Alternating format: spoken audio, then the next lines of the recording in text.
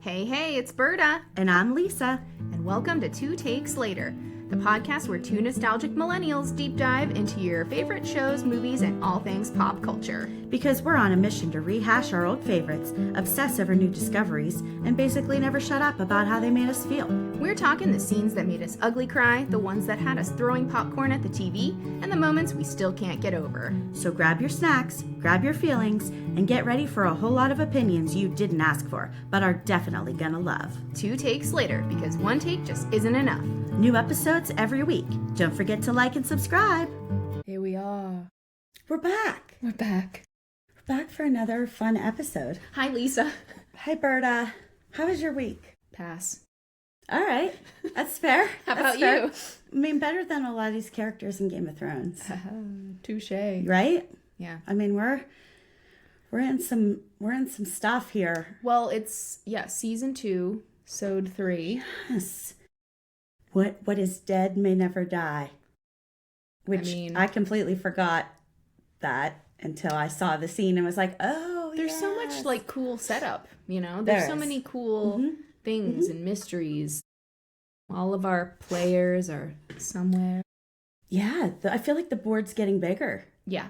The board is getting bigger and we're getting more players in the game. Yeah. More players, more movement. You can kind of see where things are going. Like, they're setting everything up to see where stuff's going to be happening throughout the season. Yeah. It's cool. It's good stuff. It is. And we're like starting right in the thick of things at Craster's Keep. Yeah. I mean, you know, we like Craster, don't we? Yeah, he's the best. He's a good dad. Yeah. And he's pissed because Jon caught him in the woods, giving his baby to the White Walkers. Yeah, he kicks him out. Go on, get. Yeah. I can't be interrupted while I feed my babies to White Walkers. Right? What a dickhead. And he's like, hey, I told you, like, this is my place. This is how I run things. Okay. Yeah. Okay.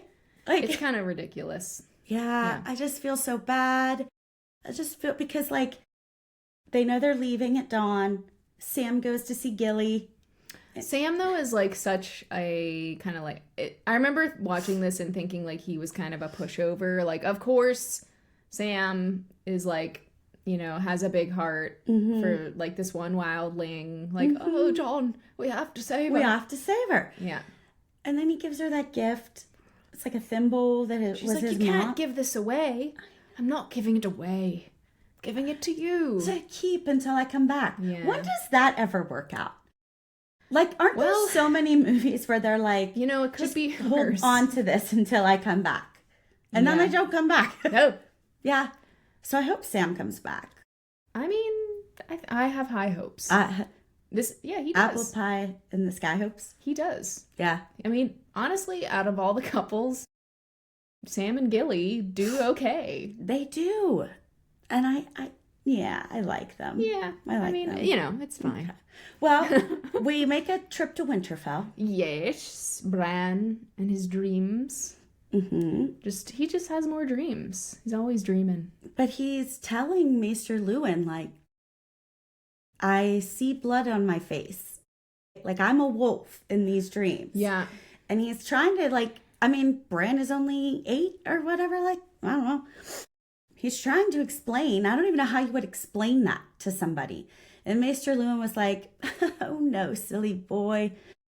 You'd These think are just like dreams. Maester Luwin has, you know, been around for a while.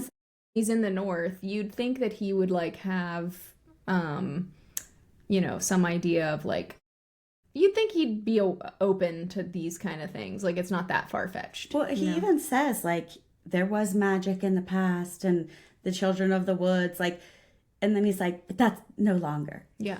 Yeah, you couldn't it be though? Couldn't it be?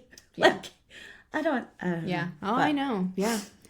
And then now we kind of get an introduction to a really cool character. Love her. Like, she's a fan favorite, and for good reason. Yeah. So we're with Renly, and he's having like a jousting tournament, right? And there's somebody who like there are two girls in this that are introduced. Okay, yes. Which one are you talking about? Well the wife or the knight? Well, there is two. Yeah. So there's the tournament, and you're like, someone's kicking ass, Yeah. right? Oh, yeah. And you're like, well, who is this? Well, who's this guy? First of all, Loras is horrible. Right. Like, probably but he's the worst. supposed to be really good. Like in the books, he's kind of like he's not very formidable in the show. He's not at all. But in the books, he's really good. Like he's good. Oh, okay. I didn't read the books. Yeah. Sorry, guys. I was a nerd. Yeah, I did. I tried, but I just couldn't do it. It's a lot. Oh, it's my just a God. lot. Yeah. You know? The books are even crazier. So you're right. There's this tournament going on. And then the man who wins takes off his helmet only to reveal Brienne of Tarth, which in the books they pronounce it Brienne. Oh, I don't like that. No, I didn't Let's say like it. Brienne. Yeah, we can keep it at Brienne. Okay. And she immediately swears to Renly. Mm-hmm. And then and then we meet somebody else who's also cool. But that's who I thought you were talking Queen Margaery, about. right? I thought you were talking about her because I love Margaery. I know, yeah. Like she's smart. She's so smart. She's smart, and she's not a bad person either. Like, No. I feel like at this point we're like, you know, whenever you first watch, you're like, all right, what's her deal? Yeah, I mean, spoilers, like, she's actually pretty good. You know, she's manipulative like anybody. But she's not like she plays deadly. the game. Yeah, and she's not cruel at all. And she doesn't like hurt the people we like, you know. She's not like a cruel person. Yeah, like, I'm fine if you're hurting people as long as I don't like we don't like them. Yeah, it's fine. Yeah. Mm-hmm. But you know, I have to say, I was shocked when Brienne like revealed her identity. Loras was pissed, obviously, because he just got his ass handed to him by Brienne. But she is really big. She is. She's so big. But like no one else is even like upset. Like Renly's just like, awesome, Brienne, you go, girl. Like he's like completely cool with it, and he's like, you won. Tell me what you want. And she was like, I want to be on the Knight's Guard or one of your, you know, people. And he's like, consider it done. Yeah. She's I like Renly. I do too. I like him. I honestly think he would be a good king. Yeah, me too. Because I don't think he's super power hungry necessarily. And he's not like out to hurt people. No, he's not. He's definitely not cruel. I don't think. Yeah, me too. He doesn't give me any reason to like feel like he wouldn't be a good king. Yeah. But I guess we'll see. Well, okay. So then while this thing is happening, Catelyn shows up. Yeah. Because Rob's like, you need to go talk to Renly. So she shows up, and she gave such a sick burn. I was like, okay. They're walking away to like talk strategy, and I think it was Loras was like, Rob is hiding behind his mother, sending his mother to come. And she was like, my son is fighting a war, not playing at one. And I was like, ooh, burn. Yeah. Yeah, I was pretty happy about that. Oh, yeah, I love it. I love Catelyn. Me too. I love her. Yeah, she's great. I mean, she makes some decisions that I don't like, but I think she overall, like, she's first a mom. You know? Yes. First, she's a mom, and then she's like a war military strategist. That will be coming up very soon in that whole, you know, appealing to the mother side of her. Yep. Okay. And now we're with Theon and Yara, right? Mm-hmm. I really like the Ironborn are really annoying. Like, I'm sorry, but they're so stupid. They make the dumbest decisions. All they do is talk about like, it's ours. We're gonna be back in the day we were, you know, reapers, and we're gonna do that again. But that's all they do. They just talk, and they never end up actually like being cool or doing anything. But they act like this is stuff they're entitled to. Yeah, I know. You wouldn't be pillaging villages if it was something you were entitled to. Yeah. Like I don't like the Greyjoys. They just make like dumb decisions. They're like they go and they're kind of they're jerks to Theon for no reason. He's like, and at one point he does even say, he's like, you're the one who sold me. And they have no response. He has no response, but then he just walks away. They walk away. They don't like have any good retort. No. You know, to that. It's really dumb. Like, they're just stupid. I know. I really don't like them. I feel like they could have been cool. Like, the aesthetic of like being like sea people. Well, I don't know. I mean, that could have been cool. I do think that their island kind of looks badass. Yeah, it does. And so, like, they really could have had, like, some great stuff, but it doesn't pan out like that. No, they're all they do again is they just say, like, it's all ours and we're gonna take it. Why? Why is it all yours? Yeah. For what reason? Why do you feel like you're entitled to it? Like, this whole time so far, besides knowing Theon, no one even knows the Iron Islands exist. So clearly they're not that big of a player. Like, right. You know what I mean? Like, you're just like, oh. And I did kind of have high hopes for them. And then it just never, yeah. Like for the Greyjoys? Yeah, like I had some, like, because they seemed kind of like the underdogs. And they believed in themselves. Like they were real confident. So I was like, when I first watched, I was thinking like, okay, well, I mean, they're so confident. Yeah. Maybe they will, you know, and then even Yara, who is like, you kind of believe in her a little bit. And I feel like she's a bit of a badass, and then it's just like, even she doesn't do anything cool. I mean, spoiler alert. Yeah. Sorry about that, guys. We're giving away the ending. Whatever. Okay, so now we're at King's Landing. Yes. Shay is complaining again. Bored. Seriously, call the ambulance. Like, I am so sick of hearing her. Like, I can't. Know. They're just trying to find something for her to do. And, like, Tyrion is just trying to, like, find something to keep her busy. That's it. And keep her safe. Again, like, what part aren't you getting? These people are psychos. I know. You'd think, like, she has been through some stuff. You'd think that she would have some, I don't know, level of, like, understanding of danger, but she doesn't. Yeah. Self-preservation. No, she doesn't. And then we're still in King's Landing. Sansa's playing the game. And she just keeps saying, like, I'm loyal to my Lord Joffrey, my one true love. I can't wait to have his babies. I am really irritated with it. Really? Yes. No, she's doing it on. So Cersei clocks it though. Cersei's like, oh yeah. I read the scene as like, you know, because at one point there's like the Tommen and Myrcella. Yes, they're all having like, dinner, and they're like, you're gonna be, or are you? You're gonna be sad when Robb, or if Joffrey kills Robb, and she says something like, you know, I'm loyal to my Lord Joffrey or something. He's a traitor, like yeah. But the whole time Cersei's like staring daggers at her and like trying to read, and she's kind of doing a good job. Like, I think she does clock that she's lying, but she knows that she's being like, okay, well, she's trying to hide it at least, right? You know.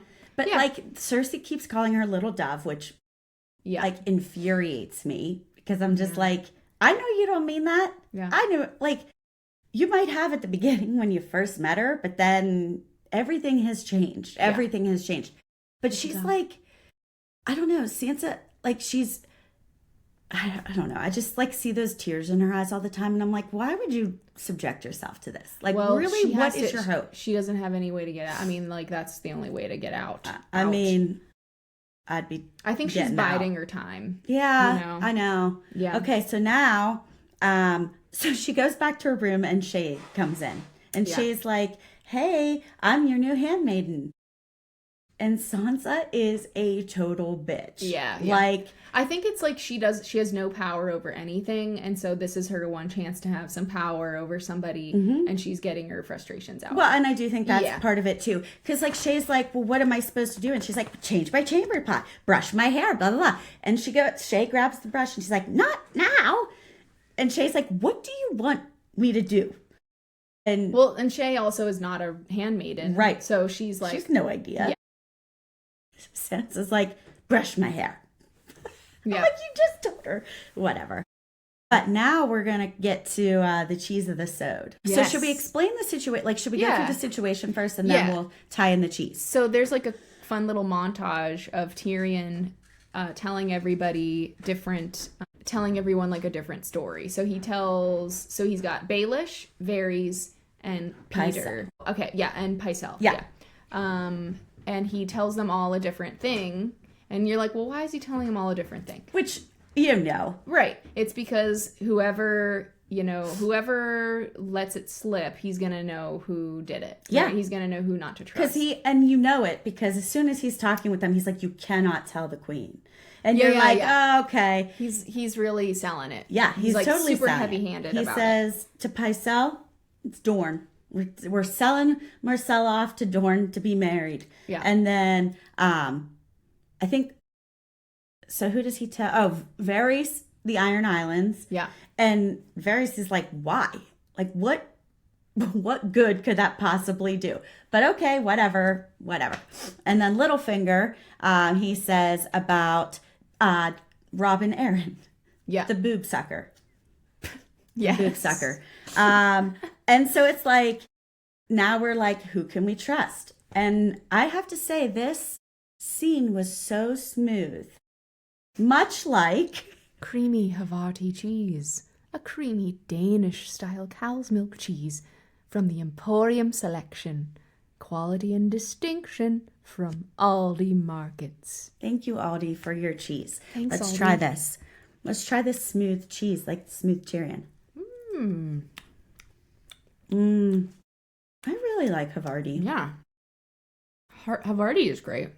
I almost got the dill one because I like that too, but I didn't had that know. one. Okay, I wasn't sure. That's I was good. afraid. Yeah, it's But- good. This one's a little more like, I feel like dill is not as like versatile. Like you can't like add it to things Right. as well. Right. Like it might not go well. This Yeah. you could eat with something like sweet or salty. Yes, Yeah. I do love it. It's good cheese. Cream. Creamy. Yeah. Creamy. Yeah. And all right, so we'll be back in just a second after a word from our sponsors. Just kidding. We don't actually have any sponsors. But if anybody wants to be a sponsor, they should totally reach out to us because I'd be fine. I'd be fine adding a sponsor. I wouldn't. I'm just kidding. Okay. Well, we'd make it a group decision. Help yourself, Pappy Bruce. Thank you. Some creamy Havarti. Happy Bruce, what do you think of the cheese? Very cheesy. Yes. What's your take? Would be great on a hot dog. Well, speaking of hot dogs, Boris and Renly are making out. Oh my God! What a good segue. Right? Thank Wow. you, Pappy Bruce, for setting up Speaking that of segue. hot dogs. Speaking of wieners. Don't say that. That's a bad word. I know. Don't It say is. that. Don't say wiener. We don't say wiener. No. Renly and his guy, Loris, are like, being intimate. And then Margaery comes in and they're like, oh, we weren't doing anything. Certainly not making out. And she comes in and she's like, I need, the best way for us to get over your enemies is for you to put a baby in me. And he's like, oh, yeah, I definitely will. Because I love women. I love having sex with women. Me too. I love it. Yeah. Why did I say me I too? don't know. I was like, really, Bird? I did not know that about you. Well, He's like, because I love women. yeah. And she's like, listen, I know my brother's in here. If you want to turn me around and pretend I'm my brother, if you want him to come in and help us get started. And I'm just like... And he's like, really? You're like cool with With that? that? Yeah. And she's like, yeah, I don't really care. Yeah. I don't care. Literally what Let's I just need is a baby. do whatever we need to do. Yep. I literally And I don't guarantee care. she wouldn't care if she slept with him again. It's literally to have a baby. So we learn a lot about Margaery here. We learn that she's, above all else, a strategist. 100%. She does not care that Renly isn't in love with her. She does not care about any of that. No. She's just here to... But I also feel like she's kind of like a ride or die bitch, Like she's there to help out her man. Doesn't matter. Like she's kind of like... And her I'm brother. here- And her brother. You know? So like she's kind of she's cool. I like Margaery. I love Margaery. I think she is great. And she's played very well by Natalie Dormer. Yes. She's played fantastic. Natalie Dormer is a great actress. She's great in it. I feel like she should have been bigger, Well- she deserves to have more parts. I wasn't a huge fan of her in Divergent, the Divergent No. series. But Wait, she's not in Divergent. which one is it? What am I She's a thinking Hunger of? Games, right? Yeah, she's Really? Hunger Games, yeah. Okay. I remember because it was that those movies came out when that everyone shaved their head on the side. I know. And it was to be cool, you shaved your head on the side. Yeah. And like that was like a popular thing to do. And she had that. She had that. It was to show that she was a badass. Yeah. Well, she is a badass, and I love this character. I love her as this character. And now we're back at King's Landing, right? Cersei is mad. She's like freaking out and like, you were gonna sell my daughter to Dorne? No. Yeah. And he, of course, now we know, is the Mr. Werther's original. Werther's. He doesn't know how to keep his secrets. Doesn't know how to keep his Werther's to himself, and doesn't know how to keep his secrets to himself. That's true. Actually, he does know how to keep his Werther's. I've never seen him offer it to anyone. Oh, he's got them in there, so he does keep them to himself. Yeah. Maybe he shares them with Ross and all the other hoers. Oh my God, he is. Oh, whatever. Yeah, he's always in bed with somebody. I know, it's so interesting. Okay, and then, so now we're at Theon. He's pledging to the drowned god. And this is what I was talking about. I think this is why they, like, can't do anything. Because everybody that comes of age has to pledge themselves to the drowned god, where they basically drown you, and you get, like, you're out. Right. You're not breathing, and then they bring you back. So it's like, I feel like they all kind of have, like, some brain damage. I was gonna say from being dead. They're all a little nuts. Yeah. Like, and I remember reading this part in the book and being like, that is so badass. Like, yeah, they're definitely like super hardened after that. And now I'm like, no, that's really stupid, guys. Mm-hmm. That's dumb. And you're losing how many brain cells? Now you're all a little like, yeah, and it's so annoying because he keeps making eye contact with his dad to be like, look, I'm pledging my loyalty here, and his dad's just standing there like, I don't give a fuck what's happening. At no point does Theon's family ever give him anything. Like, they never give him anything back. They never show him any form of appreciation. Oh, Theon, come on, man. Don't put all your cards. I hope things turn out better for him.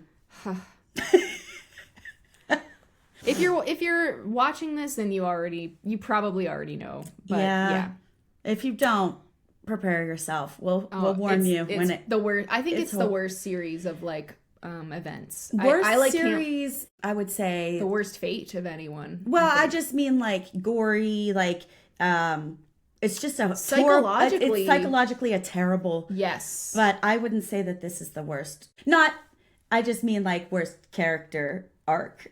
There's definitely. Oh no, there's terrible character arc. Yeah. So Theon, I think has a good arc actually. After that, yes, I think. But I guess I just mean like it's a pretty bad fate. I think it's one of the worst. It's so bad. It's very bad. Well, anyway. Okay, Baelish confronts Tyrion, and then Pycelle is sold out as the sneaky guy. Yep. He confronts him and he's like, "Okay, you're not any longer on my council. I will not be sharing things with you. Goodbye, Mr. Pycelle." He doesn't go anywhere, but he's not imprisoned. Oh, he is in prison? Yeah. Do they But I thought they kind of let him out because he's like Cersei's guy and like Cersei. Well, they do in the next episode. Oh, okay. So first they have him thrown in jail in quotes. Yeah, whatever. Yeah. All right, and now we get the first of Arya's prayers. So she's kind of talking to, is it Rory? Yoren. Okay. So Yoren was Ned's guy who saved her, and they're kind of, rehashing everything that was going on, and she's like, how did you get over this kind of stuff? And he tells a story about how there's a guy who killed his story. Yeah, real nice bedtime story. Real touching. Where somebody killed his brother, and then he waits and goes and kills the guy who killed his brother. And then he's like, hope that answered your question, right? Arya. And she's like, I think she does take something from it, because this is the first time we get the prayer, right? So she goes to sleep and she like says everybody's name, right? Well, she not yet. Okay, she doesn't do it yet. But all right, I so think it's build it up starts, to that. I do think it initiates that for her. Yeah. Like, I don't have to get over this.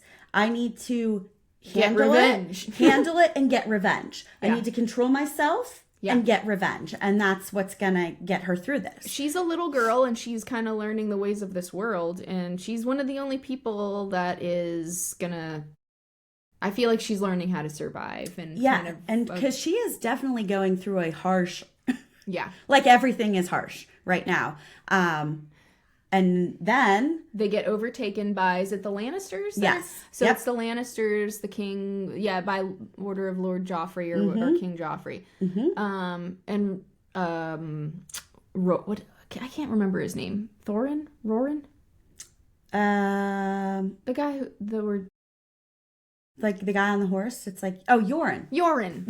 the Night's Watch guy. Name, Yoren. Yeah. So he's there and he's like, well, I'm not gonna be allowing this, so I guess I'm gonna die. And but he ends up like taking a few down with him. He does. I love when he's like, so he gets shot with the crossbow, and he has a really cool line. He's like, I always hated crossbows. Take too long to load. Yeah, and then he like stabs the guy, and it's like, takes like 5 guys down with him. He's awesome. Well, so before this even happens, he wakes everybody up, and he's like, we gotta get out there. Yeah, there's people coming. A few of you need to hide. Yeah, he's Arya, Tree, and I can't remember the little chubby boy. Hot Pie. Yeah, okay, him. Yeah. So they're hiding in the woods while this is happening. Yeah. And they're trying to run away.